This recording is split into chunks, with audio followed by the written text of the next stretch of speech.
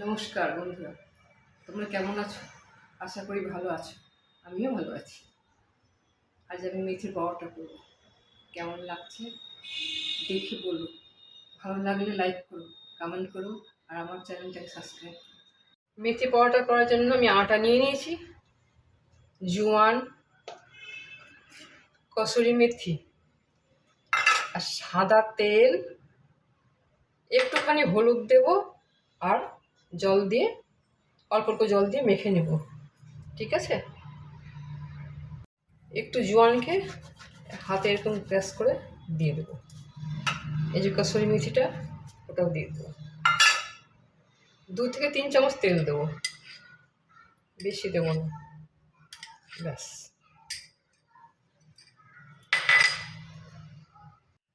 সামান্য একটু হলুদ দিয়ে দিচ্ছি, রঙটা ভালো হবে।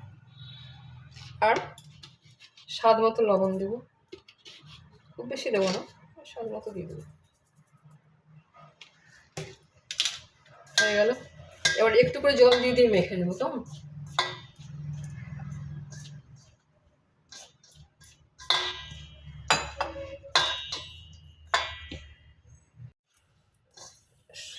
শুকনোতে সব মিলিয়ে নিলাম। এবার জল দেবো, একটু করে জল দিয়ে দিয়ে, যেমন পরোটার আটা মাখতে হয় ঠিক তেমনি। এটা নর্মাল আটা, যে প্রতিদিন আমরা রুটি খাই, সেই দিয়ে করব। এটা যে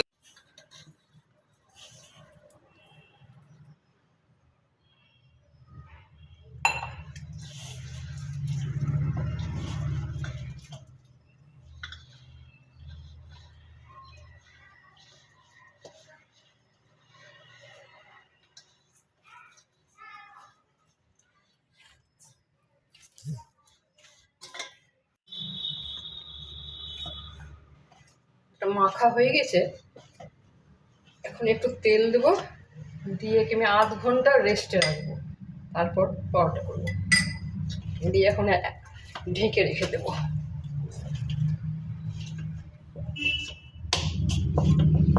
একটু শক্ত করেই মাখতে হবে, কারণ আধ ঘন্টা পর এটা নরম হয়ে যাবে, দিয়ে পরোটাটা ভালো হবে। এখন আমি ঢাকা দিয়ে রেখে দেবো। আমার আধ ঘন্টা হয়ে গিয়েছে। এবার আমি পরোটাগুলো বানিয়ে নেব। পরোটার আগে লেচি কেটে নেব, যার যেমন পছন্দ, একটু মোটা, একটু পাতলা, যেমন পছন্দ। আমি এই সাইজেরগুলো লেচিগুলো কেটে নেব। সবগুলো লেচি এভাবে আমি কেটে নেব, দিয়ে বেলে বেলে একটা একটা করে ভেজে নেব। এবার আমি বেলে নেব সব, দিয়ে ভাজবো।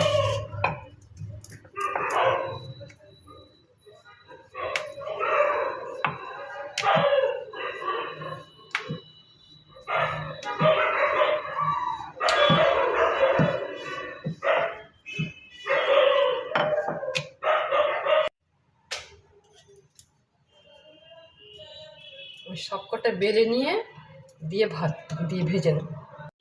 বেলা হয়ে গেছে, এবার আমি এগুলো ভেজে নেব।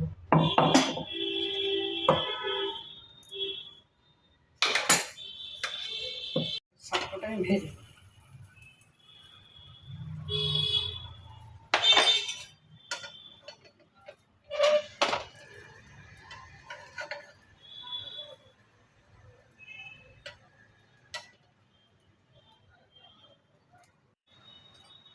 এক পিঠ হয়ে গেলে আরেক পিঠ উল্টে উল্টে দিয়ে সাদা তেল দিয়ে দিয়ে ভেজে নেব।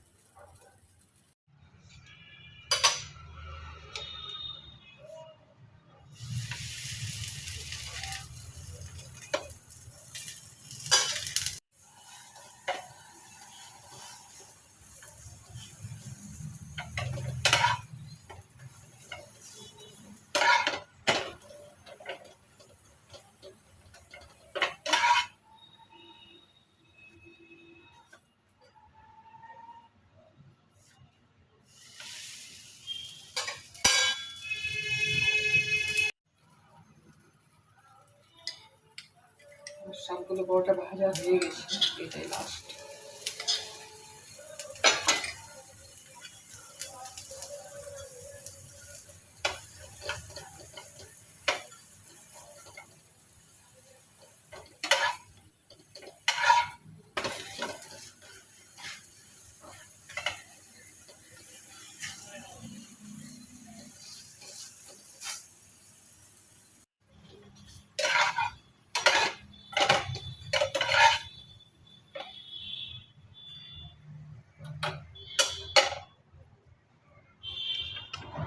হয়ে গেছে আমার সব পরোটা ভাজা।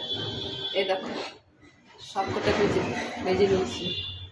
এবার সার্ভ করে দেখাচ্ছি কেমন। এই যে রেডি হয়ে গেছে আমার কসুরি মেথির পরোটা, তরকারি, একটু পায়েস আর লঙ্কার আচার।